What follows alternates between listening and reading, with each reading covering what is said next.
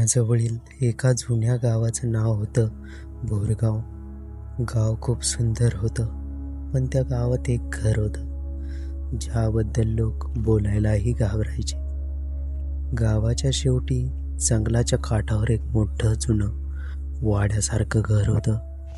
त्या घराला गावातले लोक काळोखातलं घर म्हणायचे, कारण त्या घरात जो कोणी राहायला गेला तो जास्त दिवस तिथे टिकला नाही. काही लोक म्हणायचे की तिथे भूत आहे, काही म्हणायचे की तिथे शाप आहे. पण शहरात राहणाऱ्या अमोलला या गोष्टीवर अजिबात विश्वास नव्हता. अमोल पुण्यात IT कंपनीत काम करायचा. त्याला शांत ठिकाणी राहायचं होतं, त्यामुळे त्याने गावात घर शोधायला सुरुवात केली.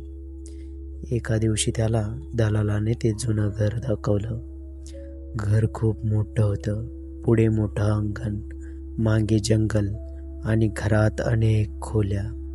अमोलला घर लगेचच आवडलं. तो म्हणाला, हे घर इतकं स्वस्त का आहे? दलाल थोडा शांत झाला. लोक म्हणतात तिथे काहीतरी आहे.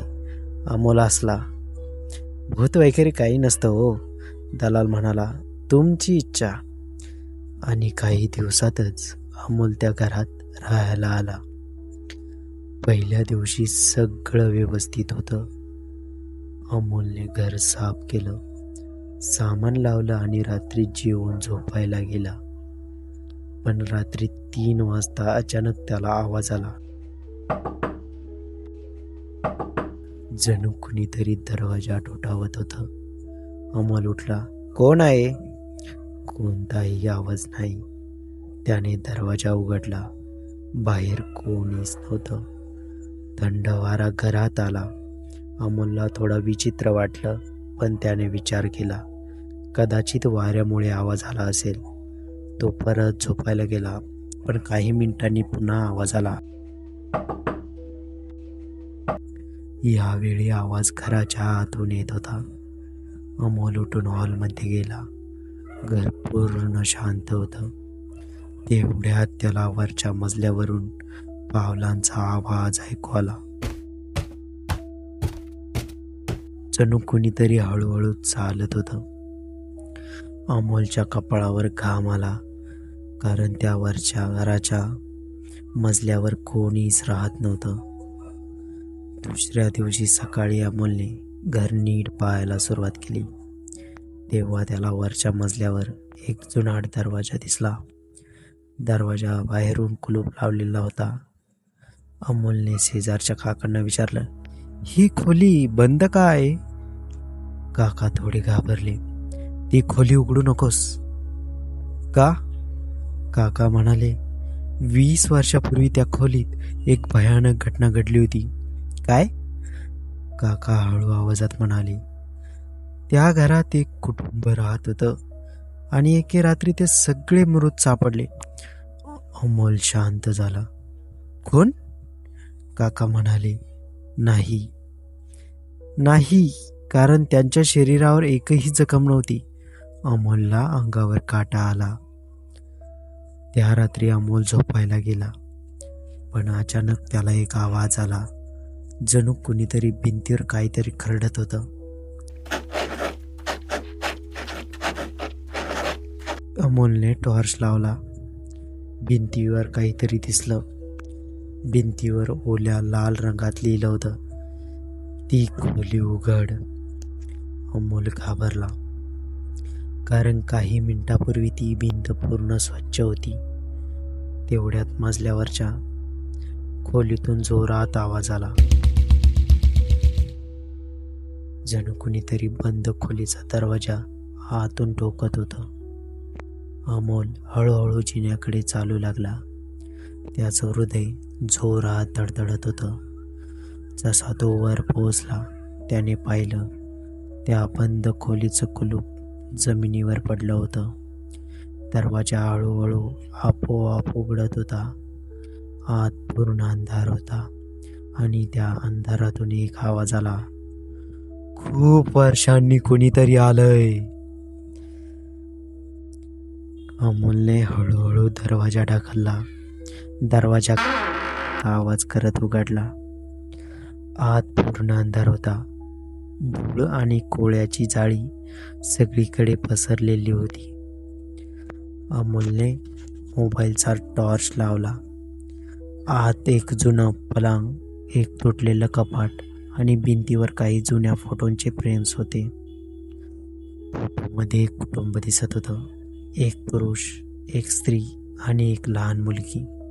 मुलीच्या चेहऱ्यावर विचित्र स्मित होतं. अमोलला अचानक थंडी वाजायला लागली, कारण फोटोमधली ती मुलगी त्याच्याकडे पाहत होती. जणू फोटोमधूनच तिचे डोळे हालत होते. अचानक मागे असा आवाज झाला. अमोल वळून पाहतो, दरवाजा आपोआप बंद झाला. अमोल घाबरला. तो दरवाजा उघडायचा प्रयत्न करू लागला, पण दरवाजा अडकला होता. तेवढ्यात त्याच्या पायाला काहीतरी लागलं. जमिनीवर एक जुनाट डायरी पडली होती. अमोलने ती उचलली. त्या डायरीवर लिहिलं होतं, माधव पाटील, 2003. अमोलने डायरी उघडली. पहिल्या पानावर लिहिलं होतं, या घरात काहीतरी आहे जे आम्हाला पाहतं. दुसऱ्या पानावर लिहिलेलं होतं, माझ्या मुलीला रोज रात्री कोणीतरी बोलवतंय. तिसऱ्या पानावर होतं, ती म्हणते जंगलातील एक बाई तिला खेळायला बोलवते. अमोलच्या हाताला थरथर सुरू झाली. पुढच्या पानावर लिहिलेलं होतं, आज माझी मुलगी म्हणाली की ती बाई आता घरात आली आहे. अचानक खोलीतील जुन्या आरशातून आवाज आला. जणू कोणीतरी आतून ठोठावत होतं. अमोलने टॉर्च आरशावर टाकला.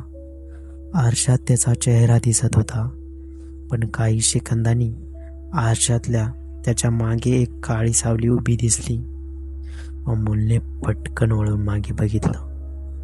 मागे कोणीच नव्हतं. पुन्हा आरशात पाहिलं. सावली जवळ येत होती आणि अचानक आरशावर रक्ताने एक शब्द दिसला, पळ.